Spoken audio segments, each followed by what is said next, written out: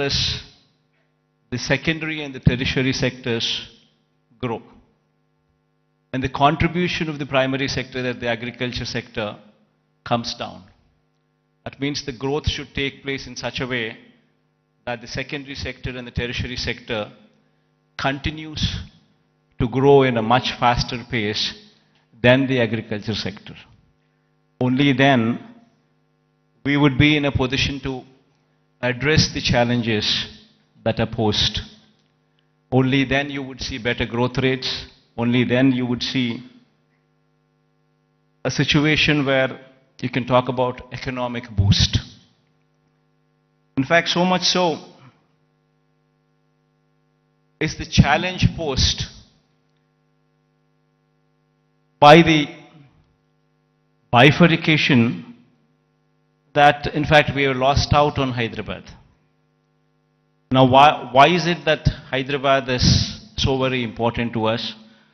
And why is it that we losing Hyderabad has an impact on the state? Every state, for it to progress, you need to have an economic engine. And that economic engine, for decades, to our erstwhile state, was Hyderabad. In fact, to give a perspective, the central government those days used the public sector as the main vehicle to stimulate economic growth. In fact, if we were to see the institutions such as IDPL, NMDC, NFC, IICT, and so forth, they were all set up in Hyderabad. Because of the fact that public sector undertakings, these huge investments, came up in Hyderabad, Hyderabad as an area grew beyond any other place in the state. That is the reason why, but once these kind of institutions come up, then automatically it leads to a transformation.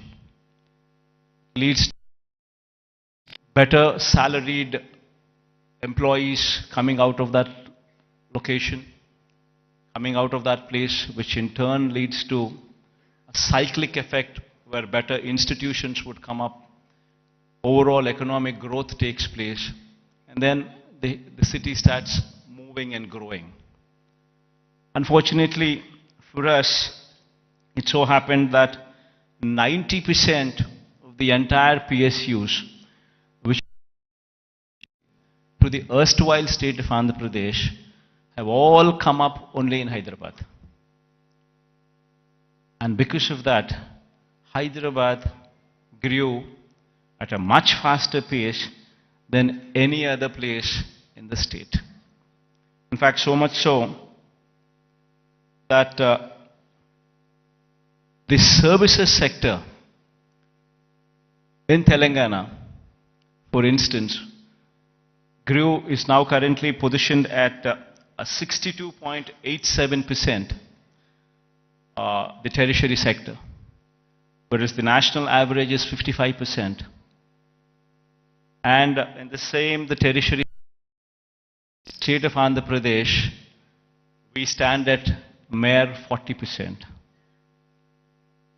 So the agriculture sector, what should be at 17% as a national average, we are at 35%.